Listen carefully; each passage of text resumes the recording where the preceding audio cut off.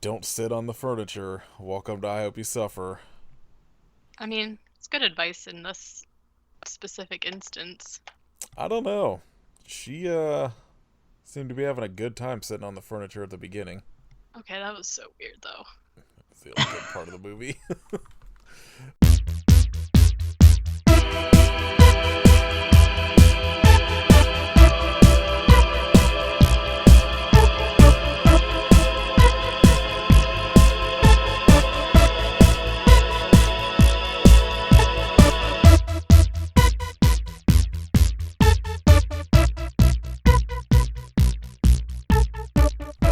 This is episode 131 of I Hope You Suffer.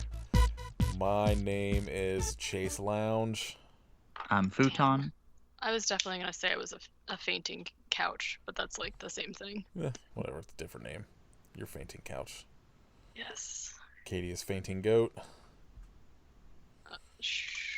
Fainting goat's couch. Yeah, that checks out. This week we watched 2019's Killer Sofa, a movie that I thought I was going to enjoy that I did not. A movie that's filled with lies. Yeah, because this is I- a recliner. Get your language correct, New Zealand. Unbelievable. I know it's like they very clearly say recliner in the movie, but it's definitely I think that Killer Sofa just has a better ring to it. Yeah. I would killer recliner. Well, Well, it's got a lot of they could R have spent the sounds. extra $200 on a sofa. Yeah. I mean, like, I would have watched Killer Recliner. I don't know Yeah. why other people wouldn't. Killer recliner has good alliteration, and also hard R's are very menacing. So, Gotta say, you mi- best part of this entire movie is that the cops' last names are Gravy and Grape. I know Bob Gravy. No, this was fine, but I really wanted it to be, like, goofy. And I think if this movie hadn't have been, they take it very seriously. They do. Yes. And I think it suffers because of it. I think there are definitely parts of it that are funny to me that I found funny, but I don't know how much they meant it to be actually funny. Like, there's not enough funny stuff for me to think that it's a goofy movie. You know what I mean? Like, it's not like, Yeah, goofy wasn't his entire thing. I mean, I liked the movie. I thought it was like totally fine. I was like pretty on board with it until the quote unquote twist of the movie that we'll get into.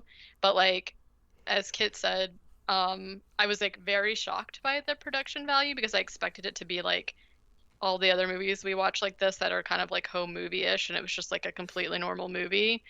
And I'm obsessed with the way that the recliner looked. Every time I saw him, I know that he's a murderer, but it just brought joy to with his little button eyes all shiny and his like frown. I just thought it was the best. Yeah, the actual, design and, some of the shit this, recliner does is pretty good, and, everything else I was just, relatively bored. Yeah, I was pretty bored until they pop the top off of it and there's a zombie guy in it. And they shoot him in the face. I will say... I was like, oh shit. The one scene that I specifically laughed at is when that fucking dude comes in and just, gets into her bed with her fucking hat and bra, but then the sofa just, peeks through the door frame. I was fucking dying. Anytime it's peeking around, sneaking through the apartment, it's or pretty good. looking menacingly out the window, or looking longingly on the balcony, I lost it. I loved it so much. But it's all so serious, so I wonder if they meant for that to be serious, because it does not look it. Yeah, that's the thing that I'm not like. There were definitely parts that I thought were really funny, but to your point, I don't know if they thought it was funny. Like, whenever the grandpa's tripping was pretty funny, but I don't think it was supposed to be. I feel like they had to have realized that, especially with the way the sofa looks and when it starts, talking a little bit, they had to have been all right, this is kind of goofy, but, I don't know. right? It whispering is so Valerie. Valerie. My favorite is when she, obviously spoiler, we already ruined the end, but she's like, "Get in the box," and he's like, "No." Well, it's also like their poster art doesn't do them favors for what this movie actually is. I mean, I feel like we're finding that out. We're finding that a lot. And sometimes the movie holds up, sometimes it doesn't, but like this definitely has that like Netflix poster art that you're kind of like, "Oh, this is interesting," and it has like it's the complete opposite of what the movie actually is. Yeah, I mean, it's got that same like feel of like Look, spoiler, the sofa didn't eat a single person. Garbage. It did whisper into a drain though. And that okay, that was really weird. But I don't know. Like I don't know. I mean, it's not like it's a movie that like I could say like you could watch if this kind of thing's up your alley, but it's also like I feel like this movie came out and I remember like because this was like in 2019, this was like about I think maybe had just come out and I had it on like my list of movies I wanted to do in 2020 that we just never got to. And like because like it looks like it's going to be like a goofy fun like horror movie about like this, you know, recliner eating people, and it's just not that. It's much worse, and I feel like we're gonna end up talking about Zach Baggins a lot. I've said my piece about him in the Dybbuk box, so I don't have anything to add. Yeah, we'll see. This movie was directed and written by and produced and set produced and art directed and probably acted by Bernie Rao. He hand printed every DVD copy. It was him in a wig. He was Francesca. He was the chair too. I would watch the shit out of this movie being remade as like a one-person play. I'm not. I would too. That one person, honestly. Naomi Watts. Yep. give it to me, girl. Stars Jed Brophy as Bob Gravy, the best name I've ever heard. Jordan Rivers, Pimeo Mai, who somehow is third in the cast list, but the main actress. She comes up first in the credits of the movie too, I thought. Well, maybe not. Anyways. I don't know, and a bunch of other people that were not on Seinfeld. What the heck? The shame. I assume I didn't look, but there's no way that Hamish Boyle was on Seinfeld. I think he probably was. Oh, wait. Was Two Naked Gay Guys the TV series? That's not Seinfeld. Never mind. It was. I could see why you would be confused. Alright. Let's fucking talk about this bullshit. Okay. Oh, well, like I said, I liked it, so we'll see. We'll see if it's fine at best. I'll stand by that. I didn't say it was great. Whatever. I fully expect by the end of this you're going to be like, this is the new Carousel. No, it's not. I did like, did I like it more than No Mercy? I'm not sure. No Mercy is like your favorite movie from this fucking podcast, so I doubt it. I know. I'm just like so enamored with the way that this recliner looks. I can't get over it. But that's like, again, like that's the only good thing in this movie is like the design of this recliner. Like, I know. Like that was the thing too, is the first time you see it, I was like, that's pretty fucking funny. And then it doesn't do anything. Like, it just like, I mean, like, minus the couple times it moves, it's kind of funny. The rest of the time, it just has this like grumpy frown on its face because of the way it's designed, that I'm just like, do something interesting that's not like serious. Like to be, this should have been a like Return of the Killer Tomatoes, a type like not necessarily like that like goofy, but like it needed to have like levity to it that like wasn't there. Like, they took it too seriously for a movie about a killer recliner. Yeah, they definitely did want it to be, like, serious, but I don't know. This movie was like if Stephen King wrote a book about a killer recliner. I mean, I'm pretty sure he has a story about one. Of course he does. He's but yeah, got I get 8,000 published stories. Yeah. Well, anyways, so basically, this movie starts out really confusing because it's just like a guy, I don't know, again speaking in tongues and like dripping blood on a picture of a girl, and we're like, what? But then now he's also tied up, and he's like, we're screaming. We see the recliner in the corner, and then another guy comes in and saws that guy's legs off or something. So, then it cuts to a group of people opening the storage unit and opening a storage unit, and they find the sofa. Okay, I wrote sofa because it was shorter. To be clear, we said it is a recliner, not a sofa. And it's got a note on it that says deliver to Francesca. So then we get the credits with some singing that wasn't my favorite, and also dancing that wasn't really great.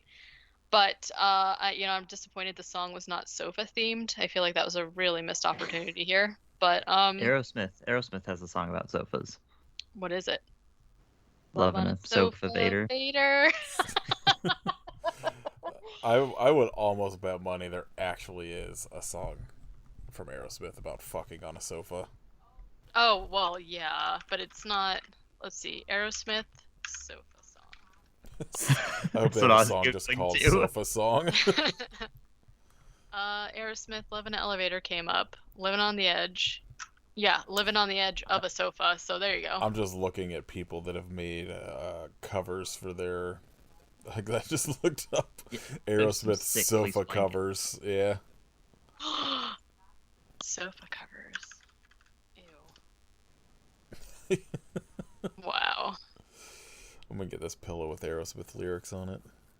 Okay, so there's one with the lyrics from that Armageddon movie that's like very popular, and I can see why somebody wrongfully would think that's really sweet, but in my mind it was lyrics from Love in an Elevator.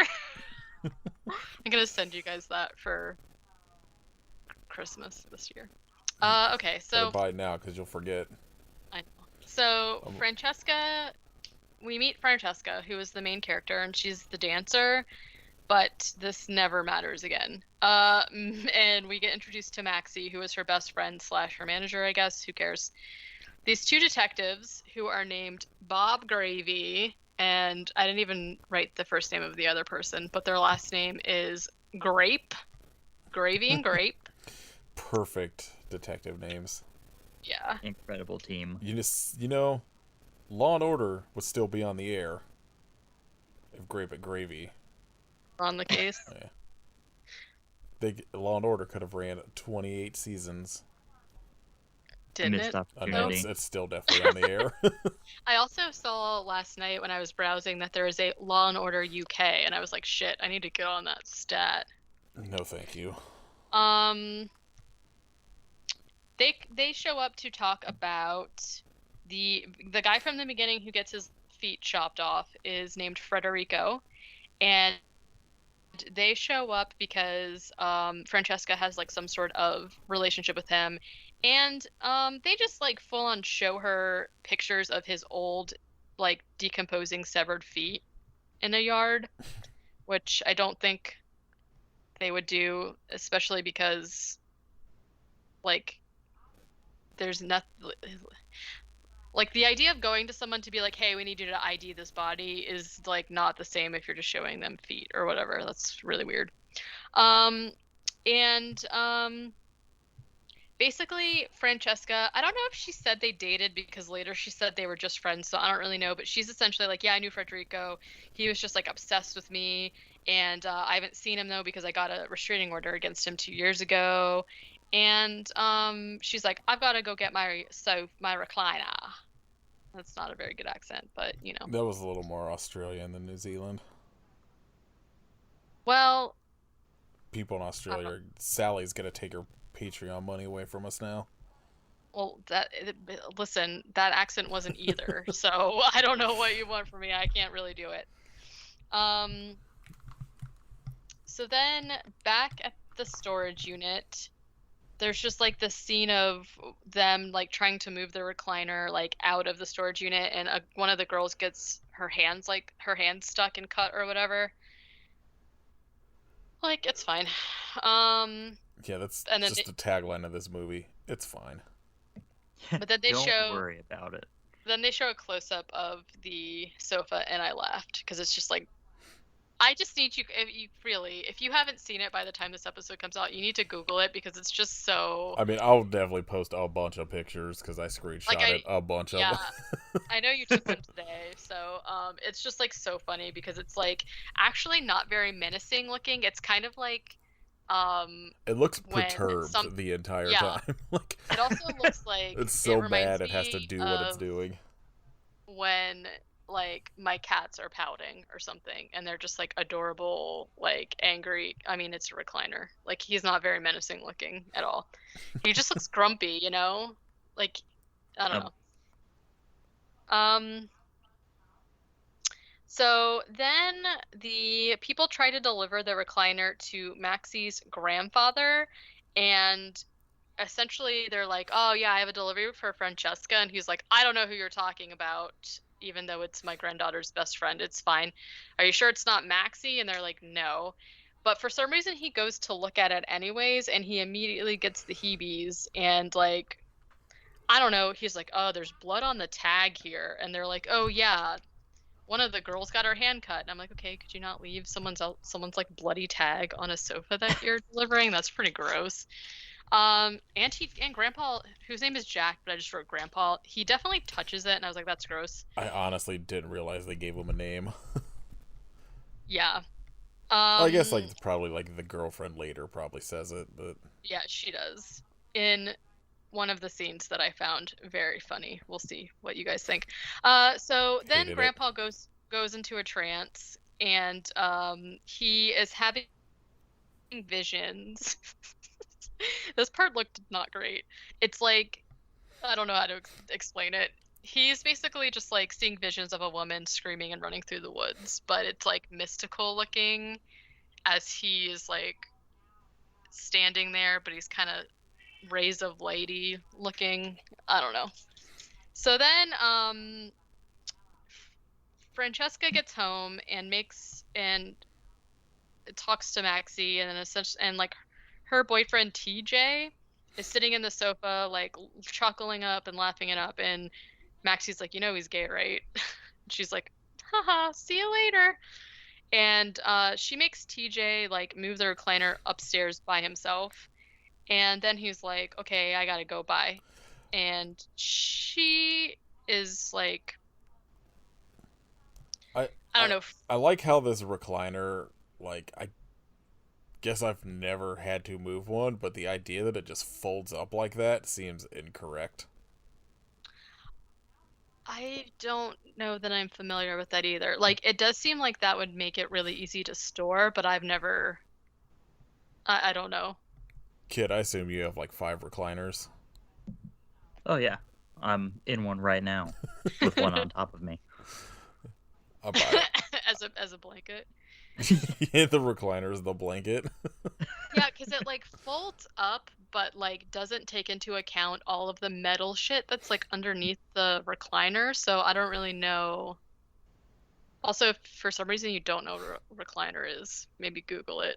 I don't know if recliners are as big of a thing as they used to be.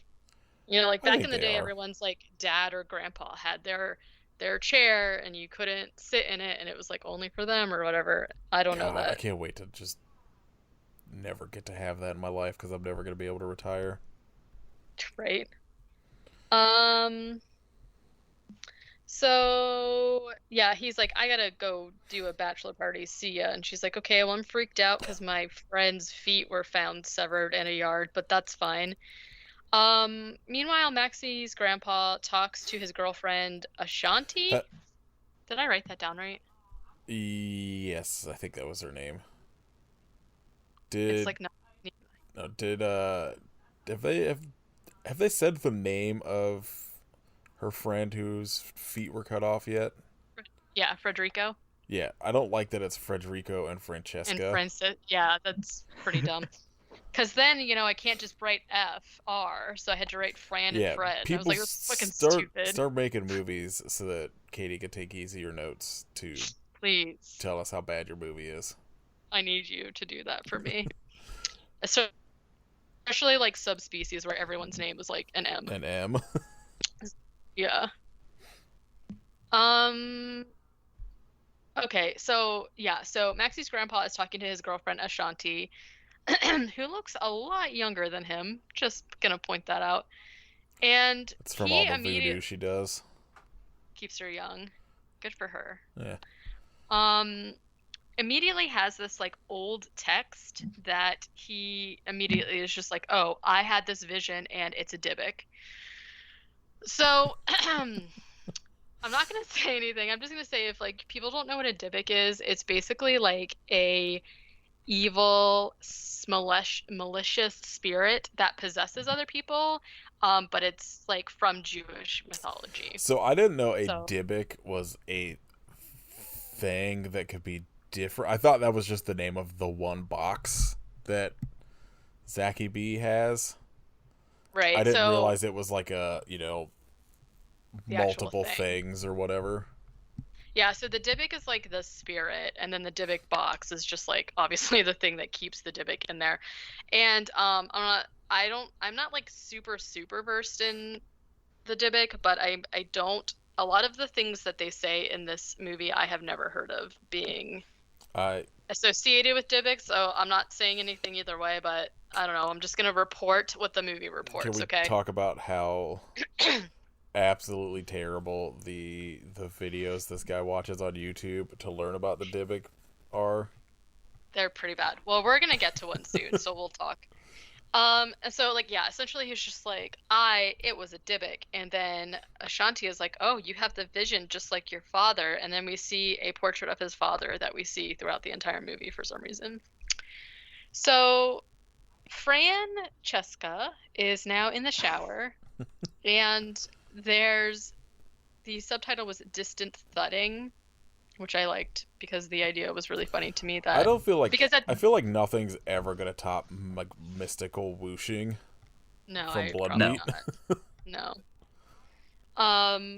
But the idea that like at this point we haven't seen this the recliner do anything, so we don't know what it looks like for him to walk or move around or whatever. Which is just picturing her showering and it just being like. It's like he like shows up and he's like, "Hey, you're hot. Can I get them digits?" Just blowing but it's okay. Air in the fucking bathroom. But it's okay because the distant thumping is just Maxie, who is wearing a clown mask for some reason. Yeah, I immediately was like, "Am I watching a Camp Blood movie?" Because I'm gonna be real mad if I'm watching the wrong thing. Because so when I was watching this on Tubi, at one point like. The time on it froze, but the movie kept playing. So for almost the entire last half of the movie, I kept trying to see how much time I had left, and it just kept saying 45 minutes because it was just stuck in this the one time, and I was like, "Fuck."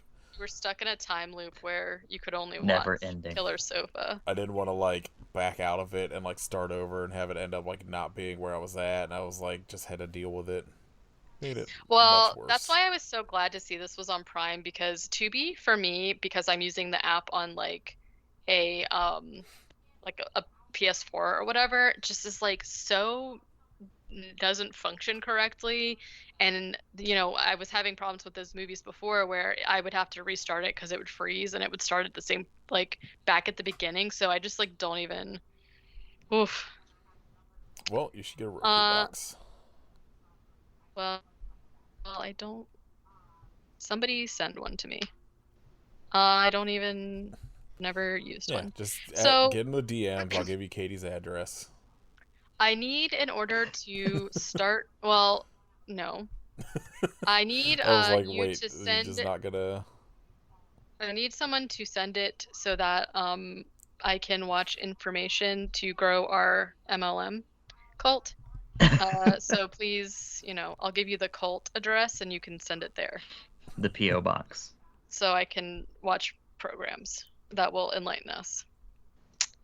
If Yes, someone's listening like who's been in a Killer cult, Donuts. I mean to offend you, but also please message me because I have a lot of questions.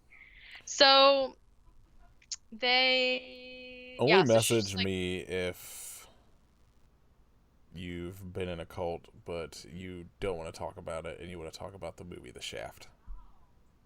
okay, that's fine. Don't message me at all. Yeah. I don't care. There you go. No background. Unless you Whatever. are Orange Cassidy. Care.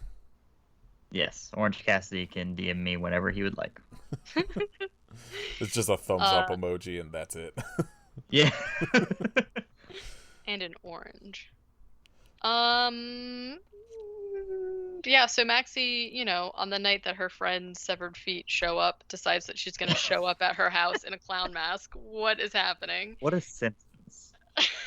There's so much happening there in that string of words. Which is and it's real. Also it makes it sound way more interesting than it actually is. Yeah, true.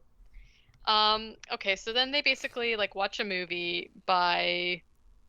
For some reason, nobody has a TV, so they're watching a movie on a laptop that is on the sofa, and they've scooted the sofa over. I think that's kind of a pretty common thing amongst Gen Z.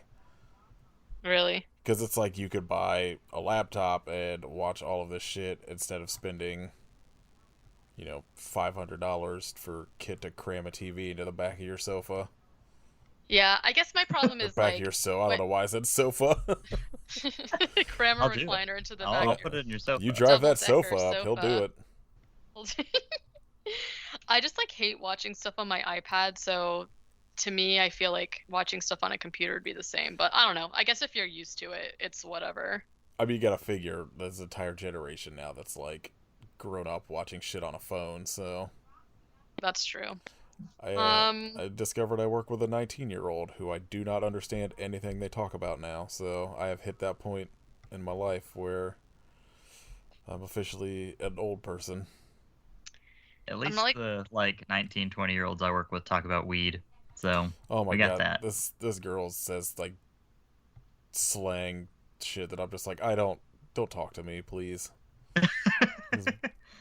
I'm not worried about that because I don't understand anything people my age are talking about either, so I just never. Katie's just I was watching Murder, She Wrote, and they're just what's that? Is that new? I for a lot of the stuff on that show though, if anybody now watched it, they would be I don't understand. Why don't they just call somebody on their cell phone? Or there's fax machines and floppy disks and whatnot. It's a whole I always wonder because I know payphones.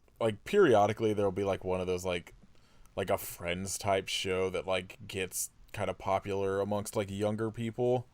That I'm always curious do they understand the technology in a show like that anymore?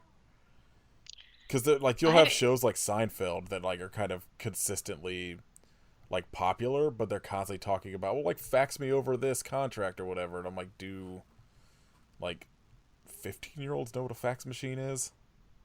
I barely know what a fax machine is. Right? I mean, I feel no. I guess either they don't care or the context doesn't matter. Yeah, I don't know. We're just turning into old people on this episode. I know. You know what we should bring back? Pagers. Yeah, I knew you were gonna say pagers. Text 58008 to people. Wow. We're back to this. Uh-oh.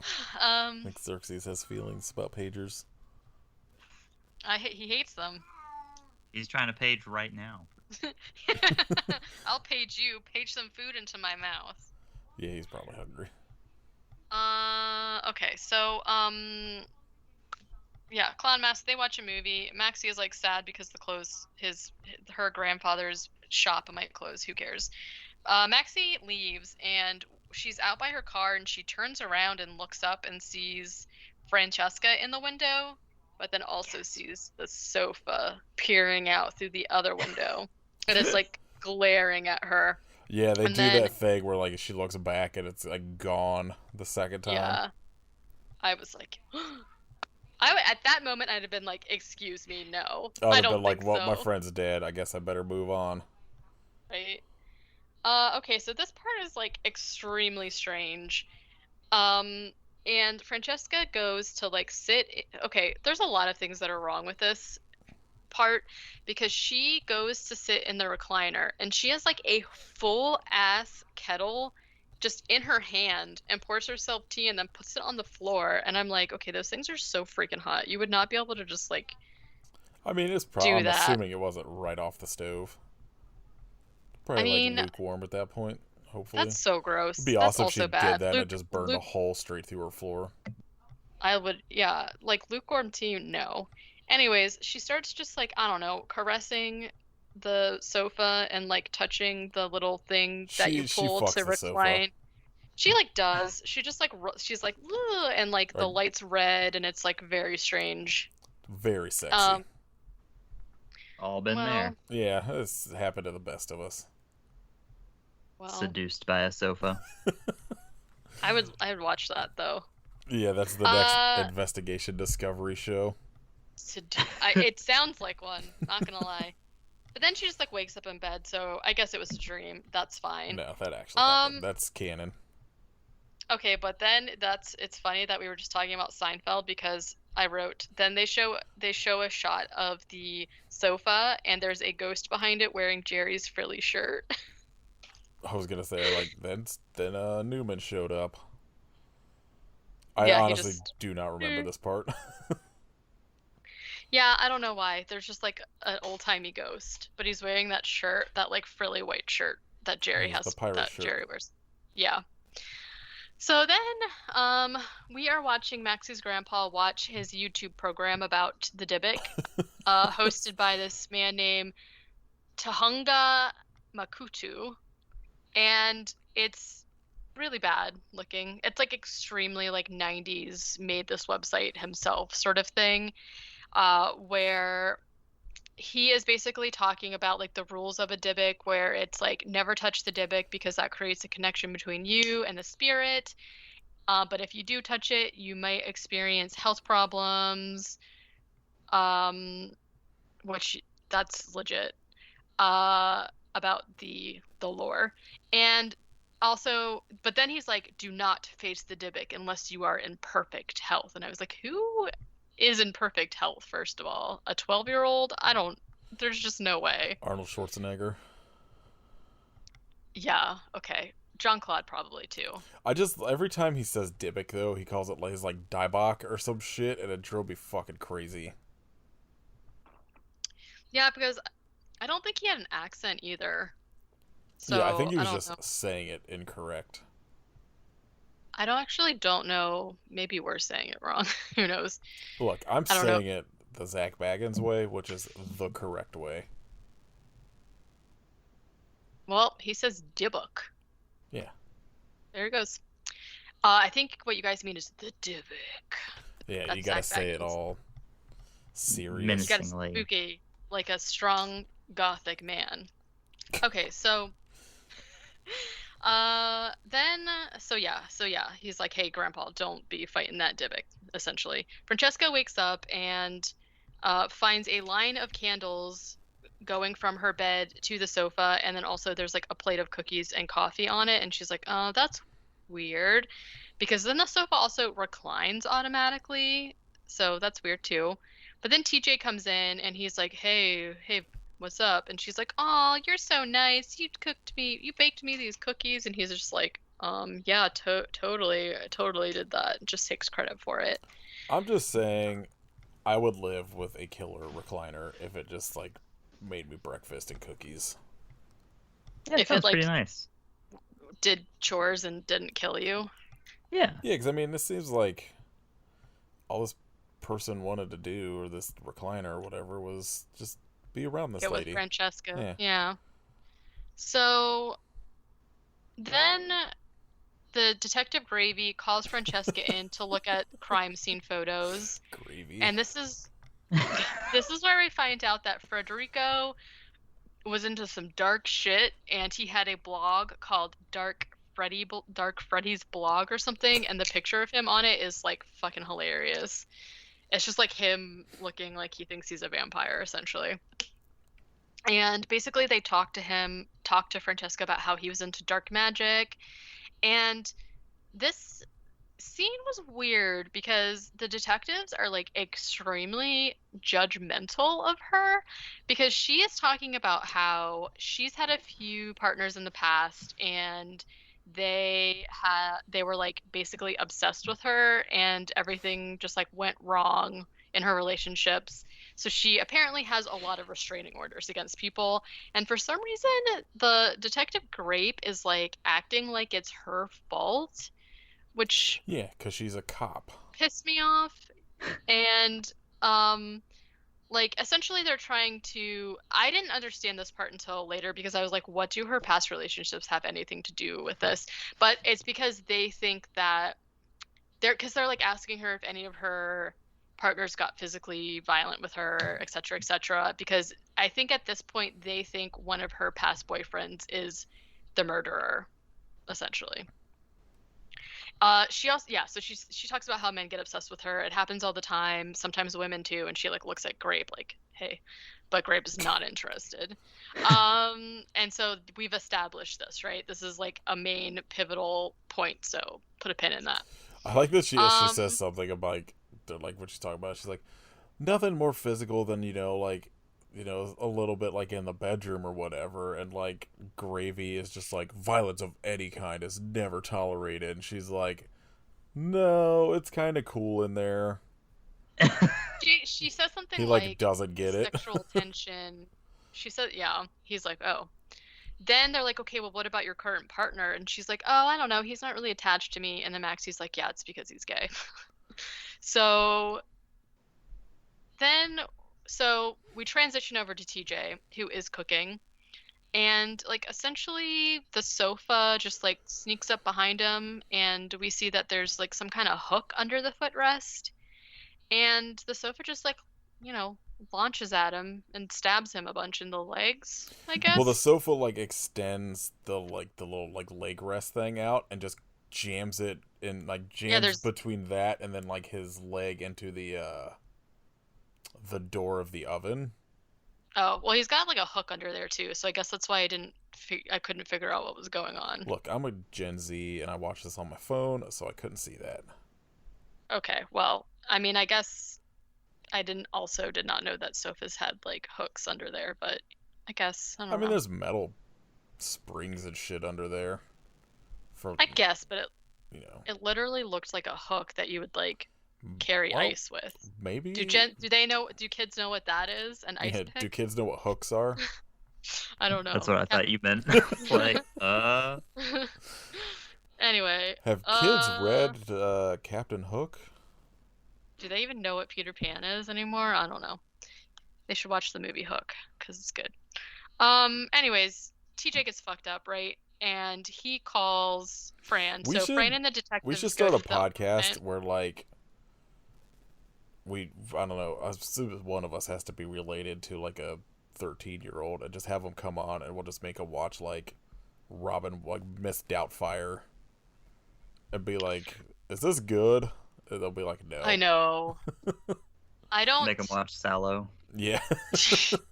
How did you like this? I don't think I'm related to 13-year-olds. So. Watch Martyrs. What do you think about this? Would it feel bad to not have skin? No, we're all doing that these days. It's pretty cool. I don't know, because I feel like I've watched the movies from around that time that I like watched as an adult that I hadn't seen at the time, and they've held up, so some of them must.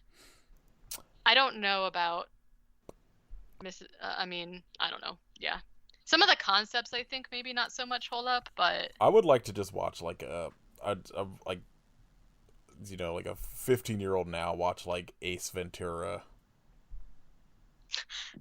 Yeah. I don't know. I sort of, in my mind, feel like 15-year-olds nowadays think that they're too cool to, like, 15-year-olds or teenagers are, like, cooler than we were at the Look, time. if you're That we were like, 15 and you're listening to this, don't. But also send us a message and tell us if movies are good or not. right. Just in general. Is talking with your butt actually funny do or kids not think so movies much? are cool?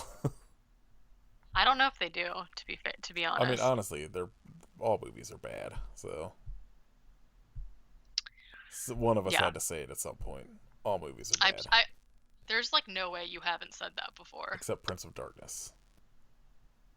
The only good film.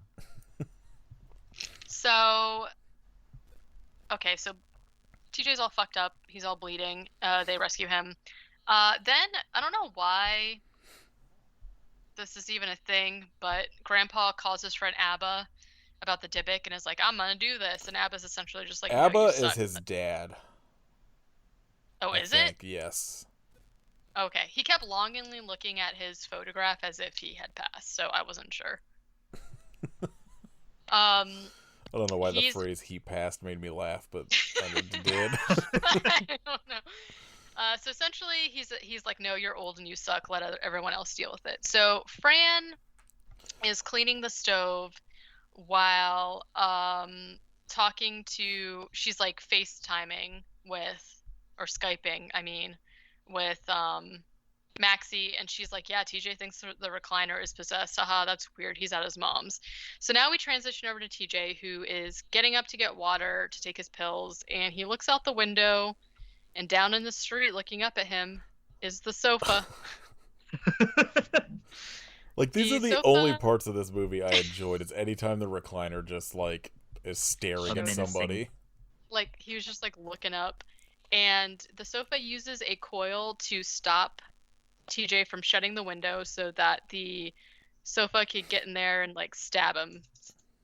Meanwhile, Grandpa is watching more Dybbuk program. Ashanti is doing some sort of prayers. And now there is some blue and purple soul vapors coming out of TJ.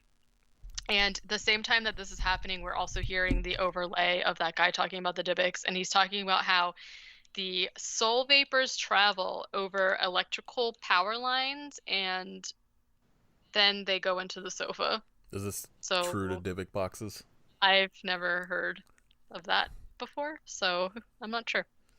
And then Tahunga says, never interrupt the feeding because the soul is already doomed.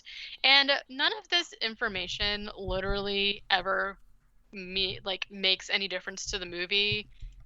I guess they're just trying to like cover their bases and being like, this is what's happening. I think the only thing, I think it was supposed to be so that when you get to the end, right, and you see Francesca, spoiler, inside the eye of the sofa, like sinking or whatever, it's supposed to be like, well, she's fucked. Wow, I didn't even realize that was her. I thought it was one of the dudes, and I was really confused. Okay, so Ashanti is hypnotizing Grandpa to try and like relive the vision, which at this point is just, I don't know, a girl has poisoned somebody and she kills herself, and they don't know why Fran. They don't know what's going on at this point. Everything about this plot point was so unnecessary to me. It was, and I'll get to like, okay, so Fran wakes up in the recliner again and sees that there's some of her lingerie on the floor, and there's like a weird shadow of somebody, and I actually thought that scene was like pretty creepy because he was moving in like such a weird way, and she goes to like look around and close the window because she thinks maybe somebody got in and like escaped through the window. She turns around and the shadow person is there, but then she wakes up again and it was a dream. But then she like immediately walks into the living room using a flashlight. I don't know why not just turn the lights on. But then she sees the sofa move and she screams and calls Maxie. She's saying nobody's answering at TJ's and she's worried, and They basically leave because she doesn't want to stay in the apartment, and they pan up to the balcony where the sofa is out there watching them, which is funny. Okay, this part didn't make any sense to me. I don't know. TJ's mom, like, sucks him up in a vacuum. I don't know. I must have, like, looked away or something because I just saw, like, it was just hair and an eyeball. Like that, like the sofa had like killed him or whatever, and she was just like kind of aimlessly vacuuming and started like just sucking up smashed pieces of him. Sure. Is kind of what I took from it, because you never really see what like the sofa did. It just kind of when amp effect eats him. It cut away to like Ashanti busting an egg. So like I guess I don't know. I just like really didn't understand why she. I don't know. I've owned a lot of vacuums in my life, but I don't think I could suck up a person's eyeball. But that's fine. I bet you could. I got faith in you. It was like whole. Okay, I'll try. So as Fran's leaving, at first I didn't understand why this made any point at all, but we will soon see. She's leaving and she runs into Ralph, who is Maxie's cousin, and I don't know, he just says that he's strong, he's got strong bones, and he can make strong babies. Who knows? So she leaves and he breaks into her apartment immediately. Meanwhile, the detective is, again, just like shows her a picture, a crime scene photo of TJ's head being sucked up by the vacuum, I guess. And his face has FR written on it, and he's like, I don't know, I think this was a message. I'm like, can you imagine writing out the name Francesca in your own blood as you're dying? That's so long. And now they are, they basically like give her a list of people and say, hey, who do you think is the killer? And she circles Ralph's name, and Maxie's like, yeah, my cousin Ralph. And I'm like, people, if you have somebody in your family that you can circle their name and be like, they're probably a killer, can you please call the cops to have someone go check on them? Because that is insane to me. Just let them go. No. Meanwhile, Ralph is in her apartment, and he is checking on, as we find out later, cameras that he has installed in her house to watch her. And He's also he's also going through her stuff. He puts, of all things, a bra and a sun hat of hers on the bed. Into the shape of a face, to be fair. Okay. Yeah. Okay, sure. And then he gets underneath the covers with it and, like, is yelling her name, telling a bra and a hat that they are Francesca. And the sofa peeks in and sees that he's being gross under there, and just bashes his head with an iron. So I'm never gonna get over the image of just the sofa slowly creeping into view through that door I know. It's pretty good. It's really the button eyes that does it for me. Meanwhile, Grandpa is calling around trying to figure out where this sofa got delivered to, and Ashanti is like, you fucking idiot, isn't Francesca Maxie's best friend? And he's like, I think her name's Patricia. And they basically like leave a message. So Maxie, meanwhile, has taken Fran to a motel and is like, hey, you can't stay at your place while there's a killer on the loose. And so Francesca like asks her to go to the apartment to check on the sofa and make sure the sofa's okay. And I was like, what? And Maxie is like, are you okay? Because, like, this is very strange. And then she's just like, oh, it's my sister's birthday. I should call her. And I was like, what the fuck does that have to do with anything? It was just a really weird transition. Yeah, I can't explain anything in the rest of this movie. Okay, yeah. We're about to here we go. Here we go. So Grandpa tells Maxie that the sofa is possessed, and she's like, oh, of course. I'm going to go by myself. And they just let her go. They don't try and stop her at all.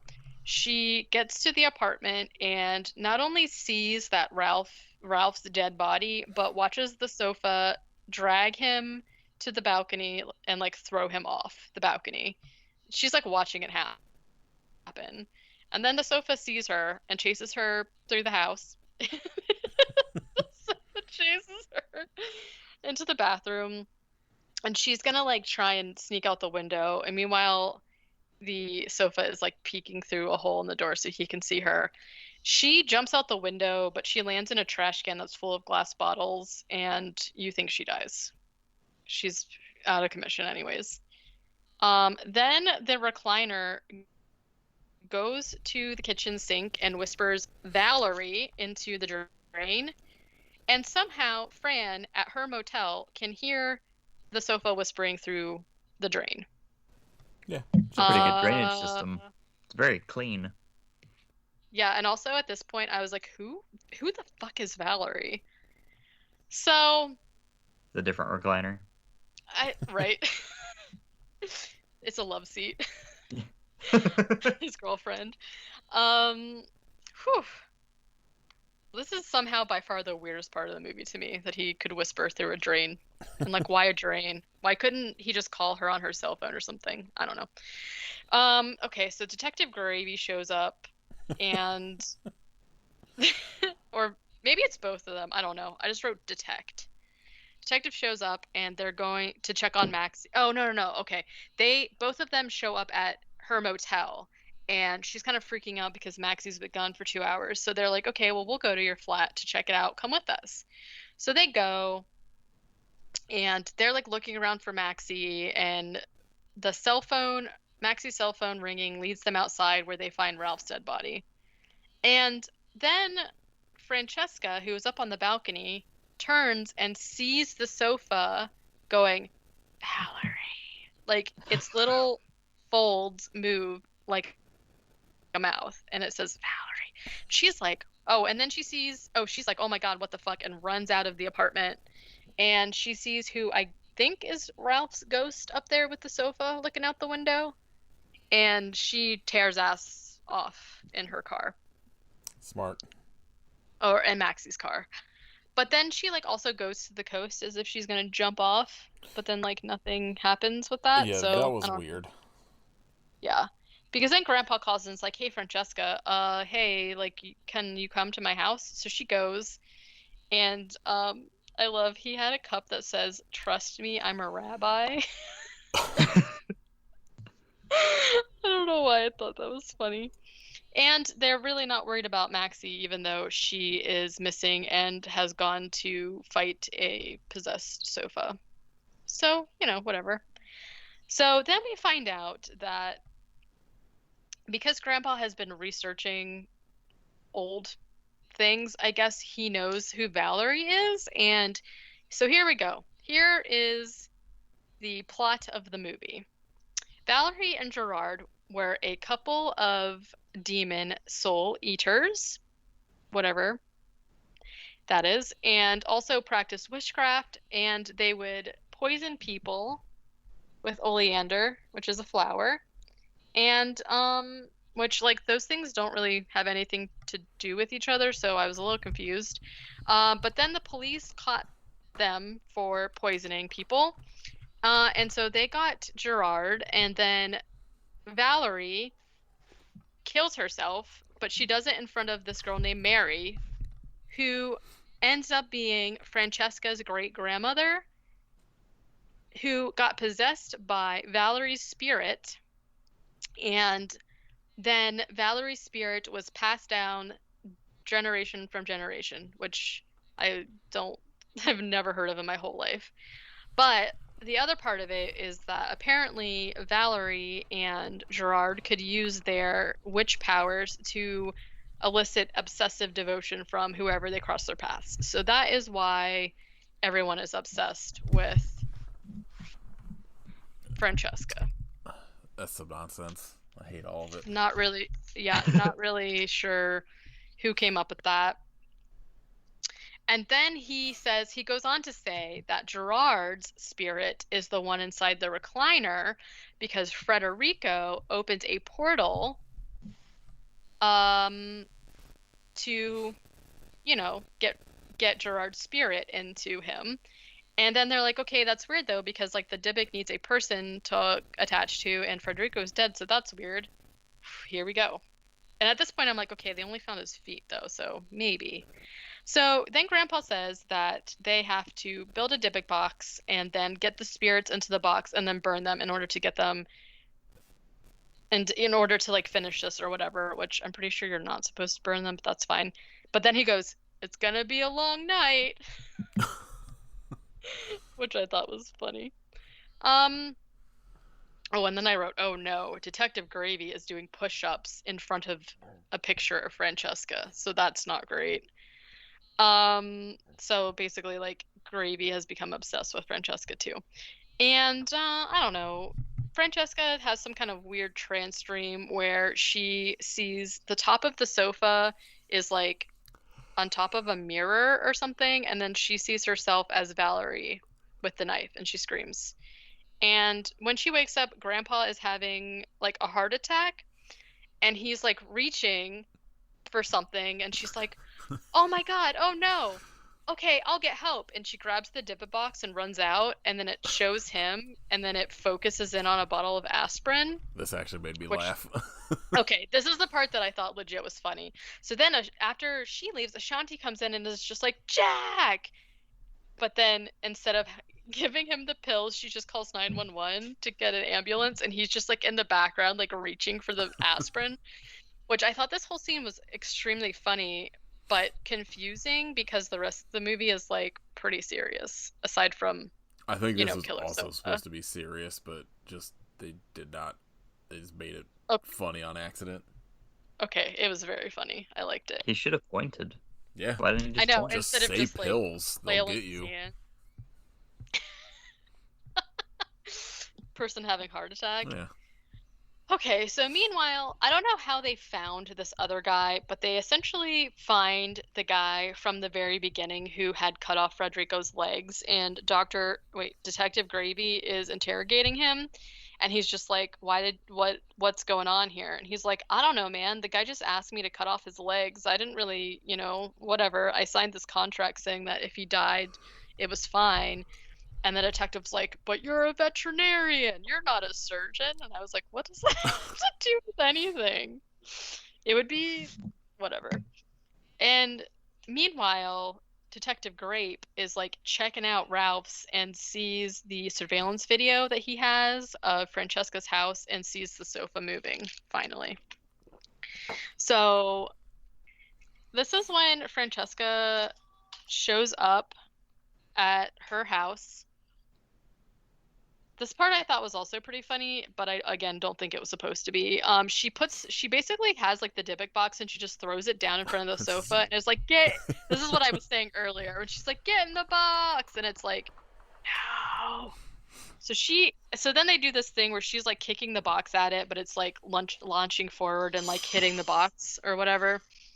And so she's like, okay, fine. So she freaks out and tries to like hit it with a gas can, but like, she's like holding onto the nozzle of the gas can like it's a sword. Like she's like trying to hit it, but it's just causing gas to splash all over the place. And then she's just very badly pouring gasoline on it, but also all over herself. Yeah. Then she very dramatically takes out a match and lights it, but the sofa just blows it out.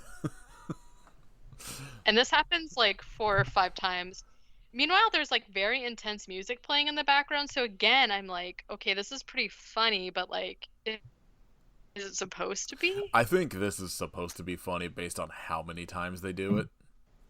Yeah, if it would have happened like twice, I think they would have been playing it for like a serious. But the fact that they do it like 5 times. And it's literally like, how about just strike the match and throw it? Why are you holding it up so he can just blow it out? He's just like... Would have been way better if this movie ended with her doing that but accidentally lighting herself on fire. Yeah, yes. Okay, so here we go. Finally getting into it. Yeah. She backs up because, she can't catch it on fire, obviously. She doesn't know how matches work. And she backs up and the sofa walks towards her and then like stands upright. Like it's walking towards her like on its little recliner feet. Like as this is happening, the guy who cut off the feet is telling the detective that he did that because Frederico said he wanted to be able to fit in a recliner. And I was like, holy shit. This is where I was totally into this, okay? But then the detective shows up at Francesca's house and shoots the sofa. The very top part of it falls off, and there we see Frederico, who, I don't know, has no face skin for some reason, but he still has a beard. It's part of the voodoo magic he had to do, I assumed. I assume that's their, like, excuse for this. Well, so yeah, and they shoot him a bunch of times, and he's dead. So, okay. Francesca is freaking out in the bathroom. I mean, she just, like, saw a guy inside a recliner, which, like, I don't really know how you sit in a recliner and not feel that there's a body in it, but sure. Maybe it's just a lumpy recliner. Also, I'm like, you got this recliner secondhand, and, like, you're rubbing all on it, and it's got to be extremely dirty and gross, and you don't know what happened on it. Well, it definitely had blood on it when she got it. 100, yeah. So, like, I don't know. Look, New Zealand's got its own culture. We don't understand it. Yeah, I guess so. So this part was very confusing to me. So Francesca goes into the bathroom and, like, has these pills that she takes for what I assume is anxiety. I don't know.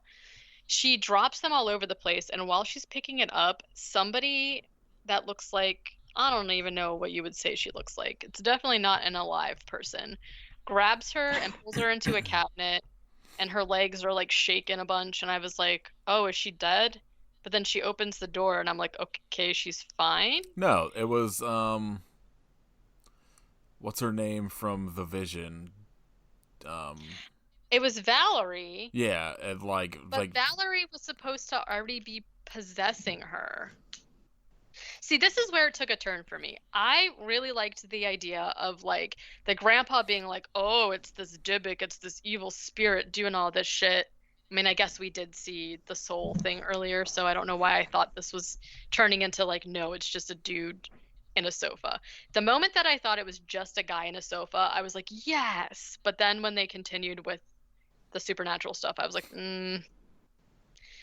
So I guess maybe what they were trying to say at this point is that Valerie took over control of her, because, like, she was already possessed by her spirit anyways, according to the Vision. That's why I like, didn't understand why she was there.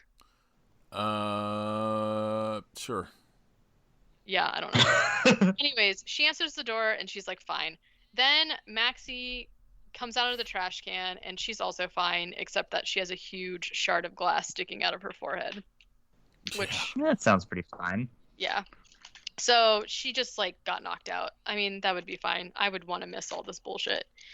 And then Fran's like, yay, Maxie's alive, and they hug, and we see Fran's reflection, and she's evil. And then we transition to the scene of Detective Gravy at Fran's apartment, and she has decided to keep the disgusting, gross sofa that had a rotting body inside of it. That's fine, I guess. And she's like, I need to stop running away from things. And I'm like, okay, this is not the way to do it, though. The detective is drinking this tea, and he's like, this tastes really weird. And there's, like, a full-ass bouquet of flowers in it. Not really. It's just, like... literally just, like, plant water. It is. So it's, like, it's a throwback to earlier when they were saying that she poisoned people with oleander. So... it's like a bouquet of oleanders, and he's like, ooh, this tastes weird. And she's like, oh, do you want more? And he's like, yeah. And Fran has a bunch of makeup on and is wearing a black dress, so you know she's evil, as you do. Yeah, and she's got makeup on, which is the sign of being evil now. Possession. Devilry. Yeah. Yes. And she pours him more tea, literally from the vase of flowers. And meanwhile, Detective Grape is getting a call from the coroner that basically says that Frederico has been dead for weeks at this point when they found him. And she's like, no, like, we just shot him 2 days ago. And the guy was like, nah, he's been dead for weeks, which is really gross. Meanwhile, Ashanti is, like, praying over Grandpa, and watching more Dybbuk program. And apparently, he is saying that the old vessel that the Dybbuk was using can be used to store souls until they find a new vessel. And Gravy, meanwhile, is joking and dying. And we see the souls go into him from the sofa as Grape arrives and is like, oh my god. And then Fran stabs Grape, which Maxie sees through she sees Gravy snap her neck or something through the window. And then Francesca's like, oh, so nice to see you, husband, or whatever. And her and Gravy leave the apartment together on a date. And Maxie goes up to call the police, but I don't know. She's like talking on the phone and she thinks she's talking to an operator, but then she finds out that the voice on the phone is actually coming from the sofa? Question mark? Oh, yeah, I forgot about this. And so she, fully knowing everything that happened with the sofa, puts her face right up next to it. And I just wrote, sees a soul in its button eye. I did not realize it was Francesca, so that makes more sense, I guess. And the end. There's definitely going to be a sequel to this. Killer or sofa? Kill a sofa. What other, what other, murderous piece of furniture would you like to see? This movie a sequel would be great if it was the sofa. It's just natural born killers, but it's the sofa and a dinner table.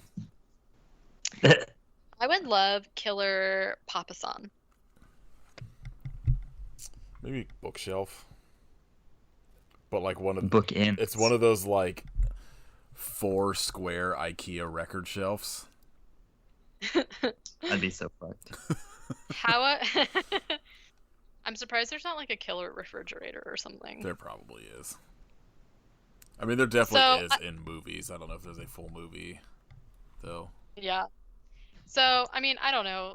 The movie, the back plot of the movie wasn't my favorite, and also sort of didn't make sense and was stupid. But there was a moment when I was super on board, and anytime that you saw the sofa, I really loved it. And because of the production value, I just thought it made it way more watchable than some of the other things that we have watched. But no, it wasn't as good as I expected it to be. It just needed to be goofy. They needed to go all in on the if some of the funny scenes towards the end were the whole movie, I think they just went really hardcore on that backstory. Man, I don't know. There's way too much plot for a movie about a killer sofa. Yeah. That's not really a sofa. It literally should have just been this sofa going around and eating people deathbed. The other thing that was confusing to me about it too is that they specifically had it be a Dybbuk, and the only relation to it is that the grandpa thought he was a rabbi. Nobody else in the movie. I don't know. Do you know what I mean? It's why would I don't know. Whatever. Yeah, no, everything about it is bad except for the design of the sofa recliner. I want a plush of that. All right. Any news? Oh. I saw a little bit. They're releasing on April 20th a art book called Beware, Art of Goosebumps.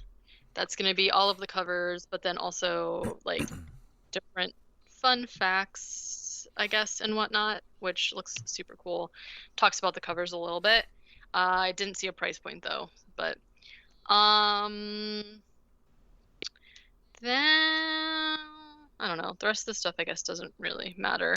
The director. Not talk about the Joker picture that came out today. Oh, I didn't see it because I have everything associated with that muted. So, I watched the what is that movie called? Vampires of the West or whatever. Oh, the Danzig trailer. Yeah. It's gonna be good. I got faith. My only problem with it is like everyone's like southern accents are so bad. Yeah, And look I know at the it's not cast on of the purpose. movie.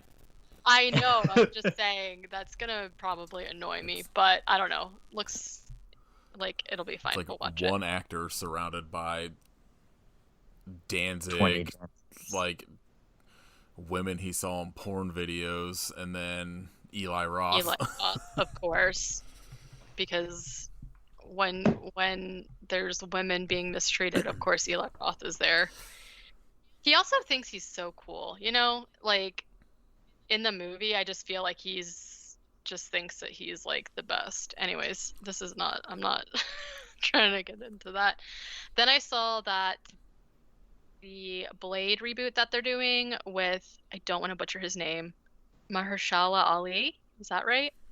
Yeah, I think so. It's the guy from Luke Cage. Is he in Luke Cage? I didn't see Luke Cage. Yeah, he played the villain for like the first half, spoiler, of Luke Cage. Okay. Well, I had watched the show he was in like forever ago called, I think it was called the 7500 or the 2500 or whatever, which was like not a great show, but I loved it for some reason. And so that's what I knew him from. And then when I started seeing him in other things, I was like so excited. But anyways, I love him. I had no idea that he was signed on to be in the Blade reboot. So that was exciting for me. But then I also saw that they finally got a writer who is another name I might mispronounce, Stacey Osei Kufor. Anyways, she's a writer from Watchmen. So that's seems pretty cool. Yeah, I'm excited for whenever that's gonna come out. I think he had like a meeting with Marvel, and they were like, "What do you want to do?" And he's like, "Blade," and they were like, "All right, done." Yeah, I like recently watched I think I talked about this before. The first Blade movie and like half of the second one, and I was gonna watch the trilogy, but I don't have Hulu anymore, so I can't finish it. It was a thing. They're very good. 3's rough because Triple H is in it, but well, I will never get to watch it at this point. So I don't know. I'm like excited to see what. I think that this could actually be pretty cool. A lot of times they like reboot stuff, and I'm like, God, come on, can we not? But this seems pretty cool. All right. Did you guys watch anything in the last hour and a half? Mm-hmm. Killer Sofa. Yeah. Killer Sofa. I think, let me Google this. I'm not sure if this is the title. Last night, we watched this movie called Virtuosity. That sounds familiar. And it is, it stars Denzel Washington and Russell Crowe. And it is essentially like a movie about a virtual reality simulation who is Russell Crowe, and he's like made up of the personalities of like a million serial killers or something. Oh yeah, I remember this. That movie, it is wacky. It came out in 1995. There is just some wacky shit, and like I'm not really a big fan of Russell Crowe, but he is like balls to the wall in this movie for real. He is so freaking creepy. Do you know Russell Crowe has a band? What's it called? Kid, do you know what it's called? I have to look it up to get it correct. I have no idea. I guess I can look it up. I'll look it up. It's real bad. It's like... wait, fuck. He's like essentially just like... The reason it reminded me of that is because he's essentially just Joker in this movie. 30 odd foot of grunts. What does that mean? Who knows? So anyways, we watched that, and then I've just been watching, in addition to Murder, She Wrote, I have been watching through Young Justice, and it is still extremely good. All right, Kit, what about you? Last Man Standing, which is the Tim just Allen show. another... No, not That's that. what I thought you meant too, and this is a moment where I wish that we had video chat so you could have seen the look on my face when I thought that's what you were talking about. No, this is another Western remake of Yojimbo, but starring Oh. Bruce Willis and Bruce Dern and Christopher Walken. What? It's really stupid, but it rules. Bruce Willis does a whole ass somersault totally naked while firing 2 guns out of a bed to murder someone. Ew. Yeah, it sounds like something he would sign up to do. Extremely sick. Fully support. Yikes. I think I did all mine last week. We've been slowly watching Cutthroat Kitchen. That's kind of about it. What else? I feel like we just started a series that was good, but I can't remember what it was now. Yeah, I got nothing. The Void. I watched The Void 100 times, so. Alright. Shoutouts. Kit, you go. The album Slime's Detective by Hex Crusher. If you like sick ass video game music. What a that is for you. Good album name. What is it? Slug ass something? Slime ass? What was it? Slime's Detective. Oh, Slime's Detective. Yeah, okay, Detective I like it. Of Slime. I like it. We're gonna get a movie called Slime Detective sometime soon. It's gonna be terrible. That'd be unfortunate. I'll watch it. What about you, Katie?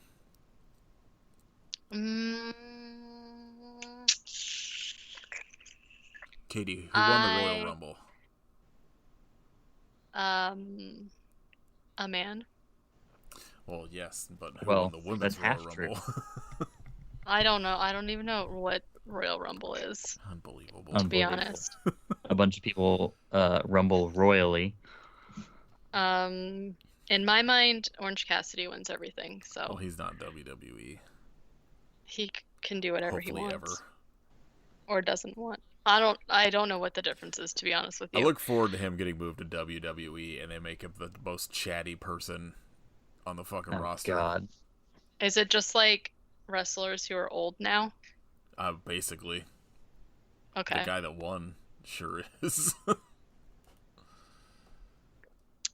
I don't know. I really also tried to stay off social media because the game, and I don't care about commercials, so I don't know anything that's happened in the world in the last like 4 days.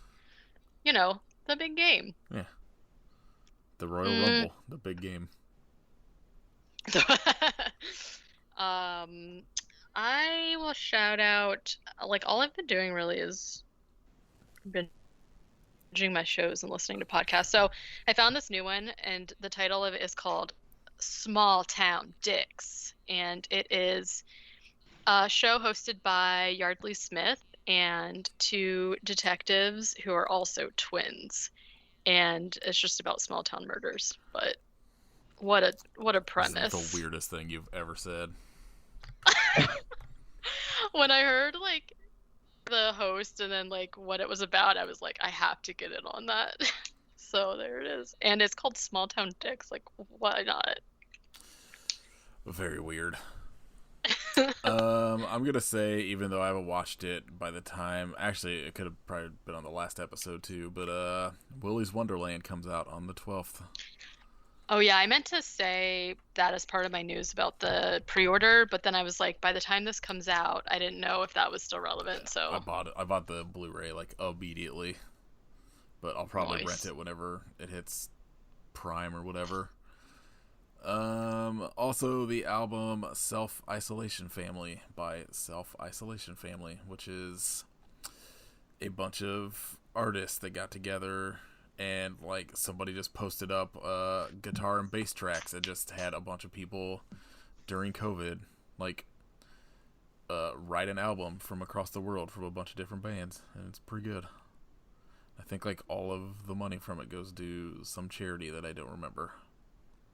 So look that up, because I'm not going to. Next week, I think, is Cell. I think so. Yeah, I don't know. My timeline's all fucked up. So probably Cell. I think so. Yeah. Stephen King movie with the guy from High Fidelity. John Cusack. Yeah. No, Kevin Sorbo. Jack Black. Gross. Well, how dare you?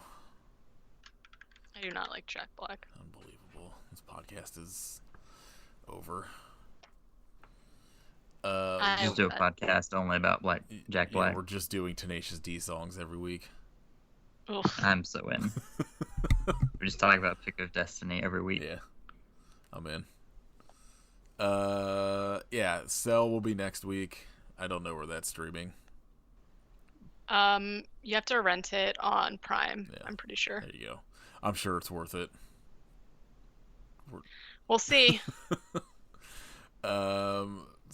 Yeah, you can subscribe to our Patreon at patreon.com/IHopeYouSufferPodcast, where our next bonus episode is going to be something about dinosaur movies, picked by our patron Dylan from Diary of Doom and Defenders of the Cake, where we picked Super Mario Brothers, Theodore Rex, and Raptor City, I think it was what Kids was. Raptor Island. Raptor Island, even better. They got a whole island. Yeah.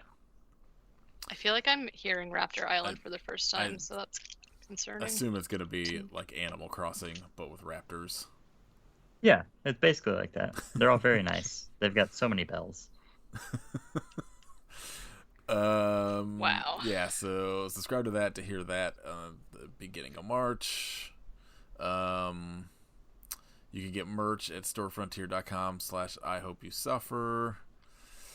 Leave us a rating and review on iTunes and tell us what your favorite killer furniture movie would be. Follow us on Instagram at I Hope You Suffer Podcast. Follow Kit at Hidden Kitstery and Katie at Werewolf Face. Listen to my other podcast, AK Movie Club. Alright, I hope you jack butt black. That didn't work very well. 100% knew that was coming. I was like, in my head, I was trying to think of how Jack Black would fit into that, but that's what you get for. This is a Saving Silverman podcast now. Oh, ugh. God. Goodbye. Kid and I are gonna start a side Jack Black only podcast. Talk about his new video as Thor. Wow.